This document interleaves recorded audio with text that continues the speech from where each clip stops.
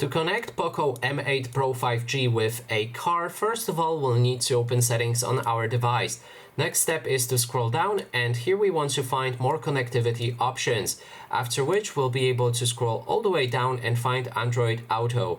Now you can click on it. Then it may transfer you to Google Play Store and ask you to update the app. So if you see that, then just update your app, and after that you'll be able to use Android Auto. So now let's try to connect a vehicle. We can click on this plus button, and then you will see two options for connection. First one is wired, so that means you will need to get a wire that allows you to connect your phone and your car together. If you have that, then you need to do it, and your phone should connect with your car.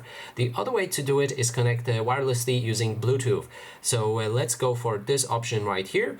Then you need to enter pairing mode on your car. It is different for every car model, so make sure to read instruction or just watch a YouTube tutorial on how to enter pairing mode on your car, and then click on connect using Bluetooth. Select pair vehicle, and then wait until your car is available on this list. Click on it, confirm it both on your car and your phone, and that way you will connect yourself with a car, or actually your phone. And that is basically everything. Thanks so much for watching, and if you like this video, please consider subscribing.